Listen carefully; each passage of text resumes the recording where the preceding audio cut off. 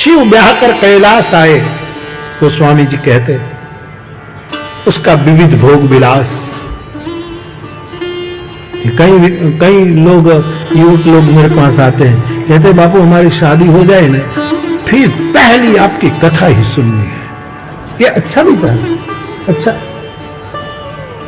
मैं आपसे निवेदन करूं शादी होने से पहले मेरी कथा सुन लो, बाद में सुनोगे तो चिड़िया चुग गई खेत, फिर मामला गड़बड़ है।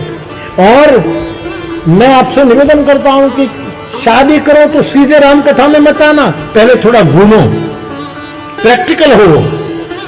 जाओ माथेरान, माथा ऊपर राम करीने कर्जो करीने पण जाओ, बैंक में लोन लेकर जाओ, जाओ माथेरान, जाओ सिंगापुर, मॉरिशस जाओ। जो बस तमने जानी टिकट लेवी हो ये बस वाणी थी हूं तमने टिकट आपी दो। क्यों क्यों? राम कथा के परम आचार्य ने यह प्रथा पैदा की है। शिव ने शादी करके क्या किया? सीधी राम कथा शुरू की, मानस में नहीं लिखा। शादी करके तुलसी लिखते हैं, करही विविध विधि भोग विलास। जरा प्रैक्टिकल रहो जीवन। हमारे तथाकथित धार्मिक लोगों ने यही सुना, बस शादी करो फिर भगवत स्मरण करो। नहीं, भगवत स्मरण बाद में होगा, घुमाओ थोड़ा, दुनिया देख लो बच्चों। हाँ, जरा प्रैक्टिकल हो। शादी करने के बाद यदि तुम्हारे पास पैसे ना हो तो तलगाजर डाकर ले जाना, लेकिन घूमो मेरे बच्चों। मैं कमाने के लिए अकेला काफी हूं, खूब मौज करो। हमको बताया गया बस हरि स्मरण करो, होगा धीरे धीरे। हाँ, लेकिन शादी के बाद सीधे घूमने जाओ, लेकिन तुम्हारी झोली में रामचरितमानस का गुटका लेकर गए, भगवत गीता लेकर। भले न पढ़ो मुझे कोई आपत्ति नहीं, आध्यात्मिक जगत के ये दो पासपोर्ट हैं, रामायण और गीता। ये तुम्हारी आइडेंटिटी है, ये ओळख पत्र है, जो आजकल ओळख पत्र, पहचान पत्र, ये हमारे अध्यात्म जगत के ओळख पत्र, वो लेकर न पढ़ो। मैं आपको पूछी तमे पास फरवा जाओ रामायण नो पाठ करवानो कहूं नहीं, इधर तमे त्या पास 9 દિવસ पाठ करो ने घूमो, श्रीनगर जाओ, सरखू वातावरण हो तो 2-3 દિવસ बोट में रहो, जेलम में। आटली छूट तुम कौन देगा तुमको? इतनी छूट। और ये प्रैक्टिकल मेरे शंकर ने किया। कुछ काल शिव घूमे, कब तक कथा नहीं शुरू की? जब तक एक बच्चा पैदा न हो गया। तब जन्मे शतवदन कुमारा, कार्तिकेय का जन्म हुआ और कार्तिकेय ने तारकासुर का निर्वाण किया। उसके बाद शंकर एक बार कैलाश के वेद वितीत वटवृक्ष की छाया बैठकर सहज बैठे हैं। पार्वती सुअवसर जानकर आई, वाम भाग में आसन दिया और भगवान शिव को प्रसन्न देखकर कहती है, प्रभु महादेव आप प्रसन्न हैं तो मैं आपसे प्रार्थना करूं। सती के रूप में मैंने संदेह किया, मैं उसका फल भोग चुकी, अब पार्वती हुई हूं, लेकिन प्रभु अभी भी मेरे मन में ब्रह्म के बारे में संदेह तो है कि राम सही में ईश्वर है। जो सीते सीते करके रो रहा था, हमने देखा दंडकारण्य में कुंभज से कथा सुनकर, तो यही ब्रह्म है क्या कि ब्रह्म राम कोई और है? भगवान शंकर मुस्कुरा देते हैं और फिर बागेश्वरी में बोलते हैं,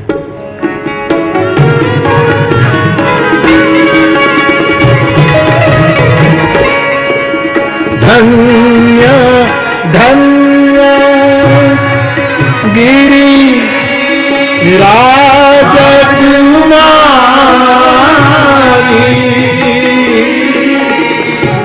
तुम्हें समान नहीं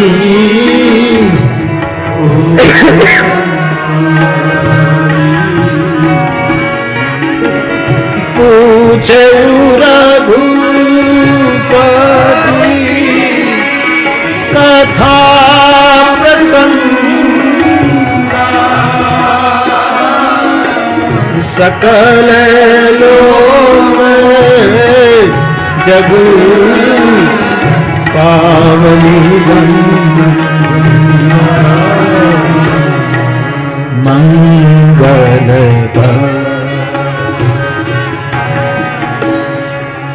मंगलहारी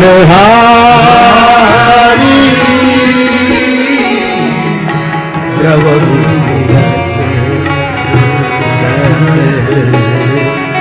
अजीर बिहारी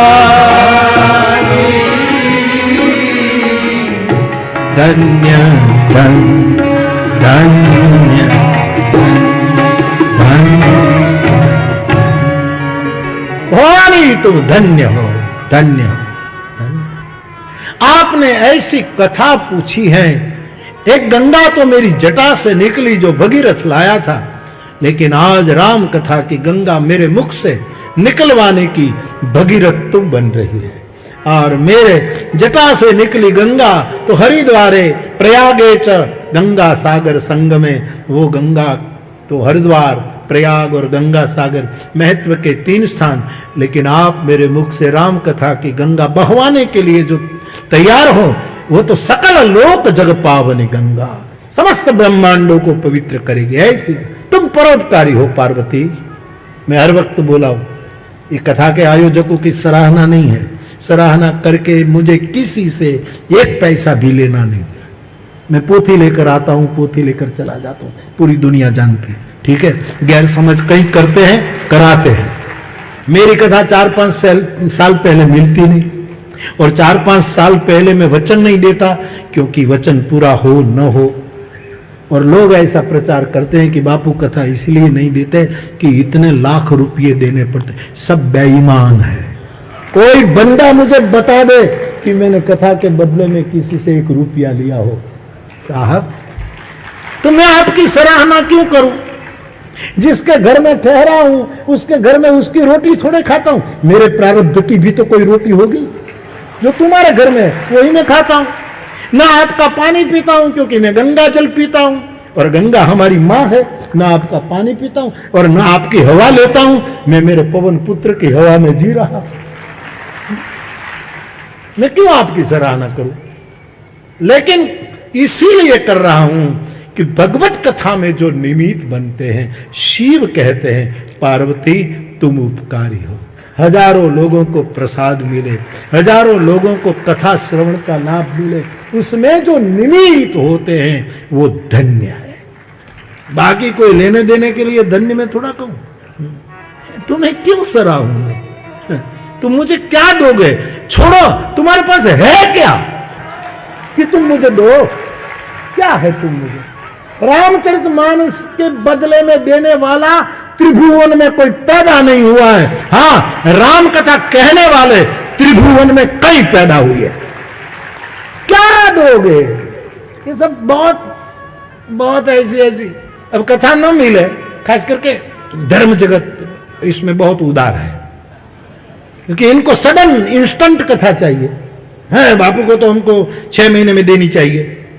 अच्छे हैं हमारे महापुरुष कि कथा मांगते हैं तो विनय से कहते 3 साल के बाद देना बापू, ताकि मुझे कितनी सरलता हो जाती। हमारे में पंजाबी भगवान बैठे हैं हमारे महाराष्ट्री, इसलिए जब भी कथा मांगी इस बाबा जी ने 3-4 साल के बाद ही मांगी, क्योंकि मुझे कितनी सरलता कर देते हैं।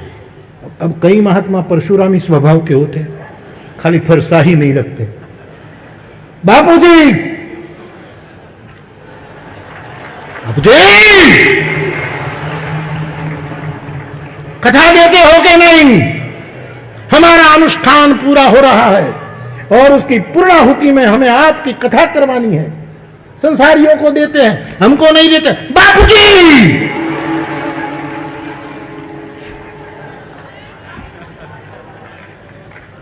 मैं प्रार्थना करूं, बाबा आप हमारे महापुरुष हो, मैं कैसे जल्दी दूं?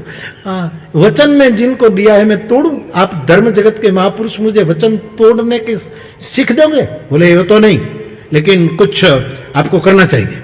बापूजी, वो करियो भाई, अब मैं नहीं दे पा। मैं वचन मैं तो एक देहाती को वचन दे देता हूं, फिर इंद्र आए तो भी मैं वचन नहीं तोड़ता। लेकिन मेरा वचन 90% होता है। कभी मैं न भी दे पाऊं, इस तन धन की कौन बढ़ाई। कभी किसी कारणवश न, इसलिए 100% में नहीं कहता, लेकिन मेरा 90% 110% माना जाता है। तो कई लोग फिर कहते हैं नहीं बापू कथा देते हैं क्योंकि इतने लाख रुपये देने पड़ते हैं। कोई माई का लाल उसका प्रमाण तो दे। आप सहन नहीं कर सके इसीलिए ऐसे शब्द में नहीं बोलता। उसी क्षण भंडारा जाओ साहेब, कोई बता तो दे माई का लाल। मैं केवल पोथी लेकर आता हूं, पोथी मेरी व्यवस्था हो जाती है। और अब तो मेरी व्यवस्था भी आयोजकों को नहीं करनी पड़ती, मेरा नाथ द्वारा करता है। नाथ को मेरी कोई व्यवस्था करनी पड़ती है, मुझे मेरा मदन ले आता है, ले जाता है। हिंदुस्तान कितनी सालों से मैं डोमेस्टिक फ्लाइट में नहीं बैठा हूं, आता है ले जाता है। तलगाजड़ा खूणानु कल्पतरु मोटू થઈ ગયું છે। अब उसकी छांव में हम मौज कर रहे हैं। आपको मेरे लिए कुछ नहीं करना, एक कमरा देना है बस। उस कमरे में जीते हैं, रोटी खा लेते, करना क्या? मैं आपकी सराहना क्यों करूं? क्या कारण है? फिर भी करूं क्योंकि कथा के जो निमित्त बनते हैं ये हजारों लोग पर एक आध्यात्मिक उपकार करते हैं, क्योंकि आप निमित्त बने। शिव भवानी को कहते धन्य धन्य गिरिराज कुमारी, तुम समान नहीं को उपकारी, तुम्हारे समान उपकारी कोई नहीं। अब आयोजक तो कथा आयोजित कर लेते हैं, लेकिन मैं आपसे भी निवेदन करूं कि आपके परिवार से कोई युवान कहे कि बापूजी, माताजी, दादाजी, दादी आप इस बार कथा में न जाओ, हम जाए, तो आप भी उपकार करो, आप घर रहो, युवानों को मेरे पास भेजो। निमित्त बन। इसके अर्थ है कि माता पिता दादा दादी ना आए, ये हमारी कथा की शोभा है, बुजुर्गों आए। लेकिन कभी ऐसा हो कि कोई युवक कहे कि हम जाए, तो उसके लिए मौका दो। मैं युवानों को कहता हूं आप मुझे 9 दिन दीजिए, मेरी व्यासपीठ आपको 9 जीवन देगी। केवल 9 दिन। I want from you only 9 days, only 9 days, only 9 days, not more than. I will give you divine life. I will give you divine life. I will give you divine life. और महसूस करो, हे भवानी तू धन्य है, तू धन्य है, तुम्हारे समान कोई उपकारी नहीं है। मैं कोई प्रमाण पत्र नहीं स्वीकारता, मैं कोई अवार्ड नहीं स्वीकारता, मैं कोई अभिनंदन पत्र नहीं स्वीकारता।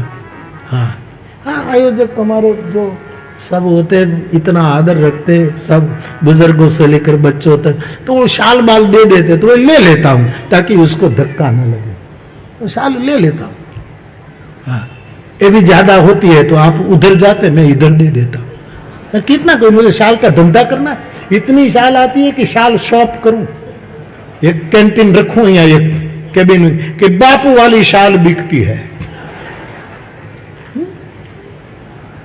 सोचो मेरे भाई बहन, बारणे बारणे बावो बोले, राम भजीलो रे, खूबियो खूणो, खूबियो खूणो, खूबियो खूणो रे। हेलो, मुझे खुलासा करने की भी जरूरत नहीं, सत्य तो कभी न कभी निकलता है, लेकिन गुमराह लोगों को बहुत करते हैं। कथा नहीं मिलती, बापूजी अब मैं कैसे तुम तुरंत दूं कथा? तो फिर कहते इतना देना पड़ता है, इतनी व्यवस्था करनी पड़ती है, वरना बापू नाराज हो जाएंगे, ये झूला रखना पड़ेगा, झूला भी संखेड़ा का रखना पड़ेगा। क्या है आप? मुझे एक कमरा चाहिए जिसमें स्नान की साथ में व्यवस्था हो, गंगा जल मेरा साथ में चलता है।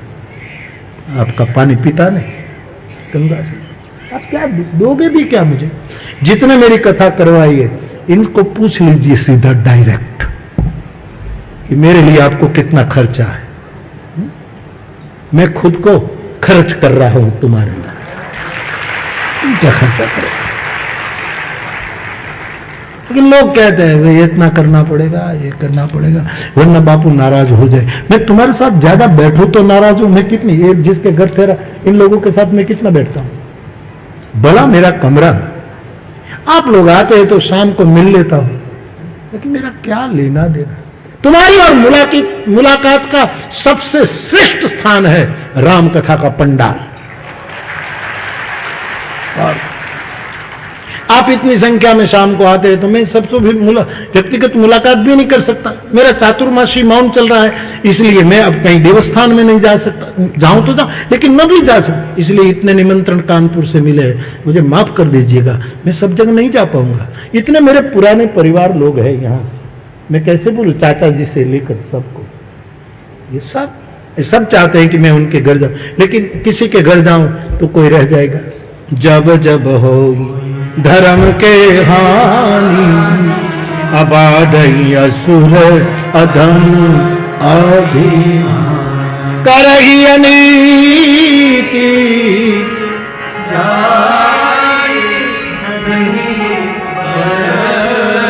सीदहि साधु विप्र सूरधर, तब तब प्रभु धरि विविध शरीरा, अहरहि कृपा निधि सज्जन। जब जब धर्म का नाश कभी नहीं होता, थोड़ी बहुत हानि होती है। संसार में दुरीत बढ़ जाए, साधु संत सब लोग उसको पीड़ित करें, ऐसे अवसर में कभी मत्स्य, कभी कच्छप, कभी वराह, कभी वामन, कभी परशुराम, कभी राम, कभी कृष्ण, कभी बुद्ध, कभी कल्कि, तब तब प्रभु धरि विविध शरीरा, हरहि कृपा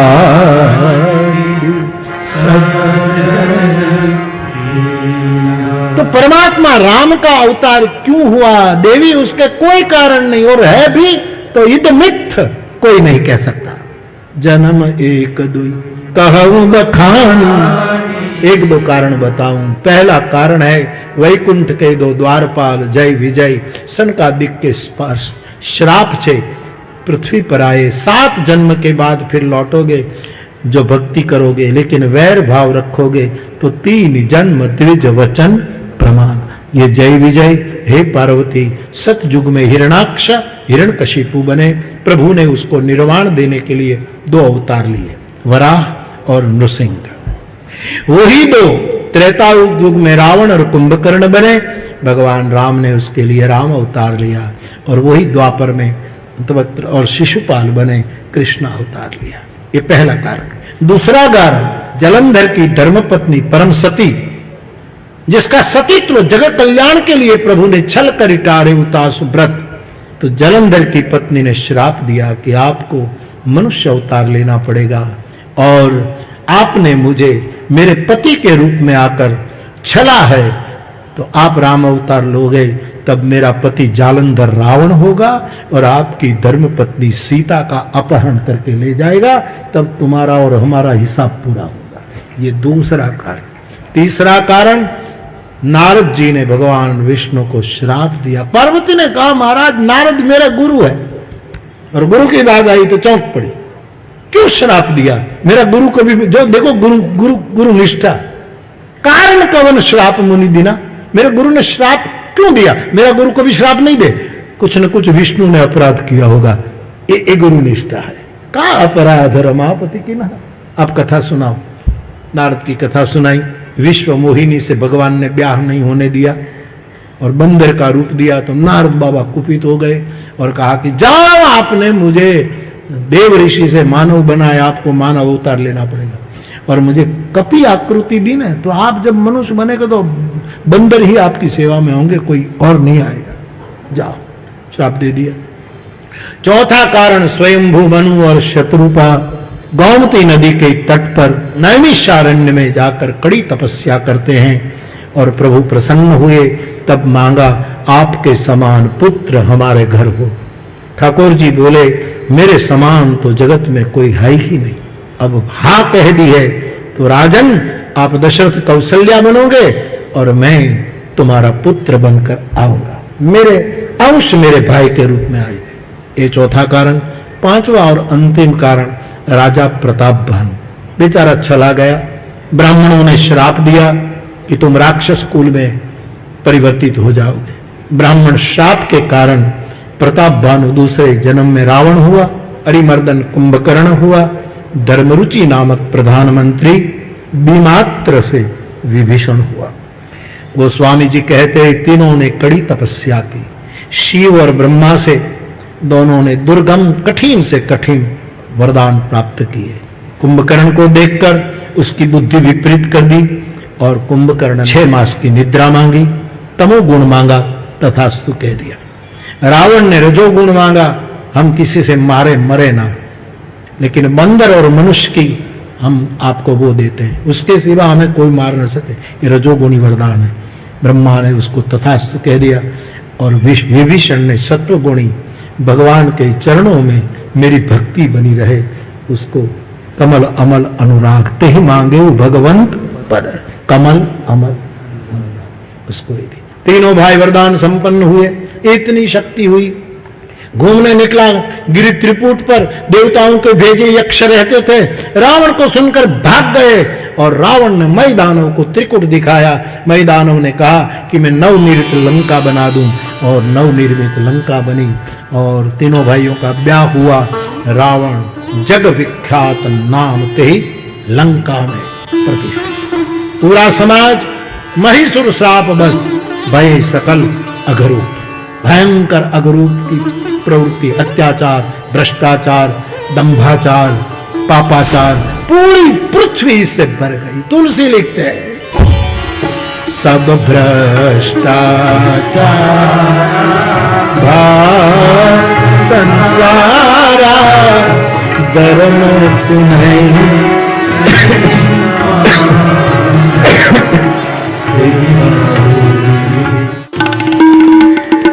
नमस्कार, मैं हूं मानक गुप्ता।